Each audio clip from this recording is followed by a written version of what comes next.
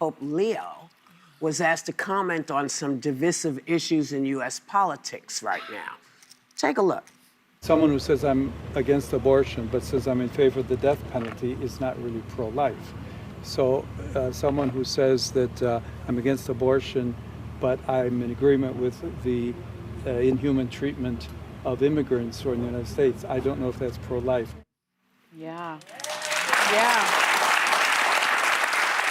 You know, Trump is thinking, can I deport him? I think he's right. If you are pro-choice and pro-death penalty, you're at least consistent. Yeah, I mean, the other way, you would be consistent also, right? If you are anti-choice and anti-death penalty, that means that you are pro-life, right? Well, I think that's right. I mean, I've said it on this show many times. I am at least, and you and I have had this discussion, I am at least consistent. As a Catholic, a lifelong Catholic, I am against abortion. I'm also against the death penalty. I'm also against guns. I'm also against the starvation of children. I'm a humanitarian above all because I believe that all life is precious. So you're against the death penalty in all cases? Because some people really deserve to get it. I am against the death penalty in all cases. Well, I think... In all cases. And that's why I find there is a hypocrisy with certain Christians who are pro-life, but they will pull that electric chair switch. They are pro-life, but they have their AR-15s in their cabinet.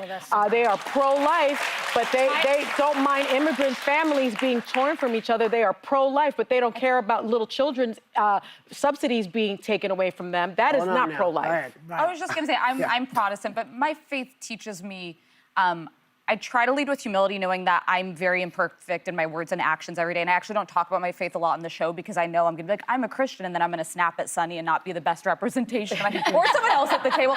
But I always go back to the idea that the whole gospel can be summed up in love thy neighbor as thyself. How you treat people is everything, whether it's an immigrant, whether it is an unborn child, whether it is somebody who did something horrific, though I do support the death penalty in extreme cases. I know that's a consistent position of the Catholic Church, and I respect it. Yeah, well, I was just going to say, I go from it less from politics and more from faith, in the sense that people should check in with themselves, because one of the things that I think is always left behind in the conversation about choice is the mothers, the moms who are often battling the toughest decision they've ever had, struggling in their own lives, looking for help, at which we don't offer a lot of those social services. And I think that life is always kind of left out of the equation as a casualty.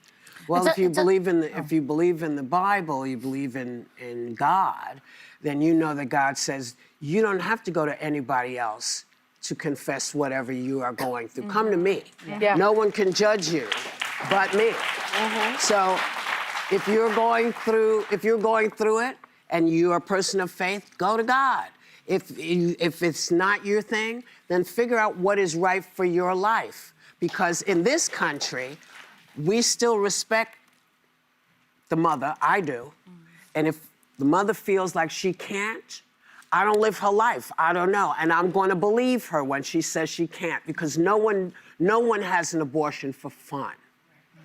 It's not something people go and go party with. Yeah. So, I believe we all have the things that we believe in. And they're not black and white all the time. And that's Sometimes the great thing about this country. You can have your own beliefs and not put them on other people. Say that again? You can have your own beliefs and not push them onto other people.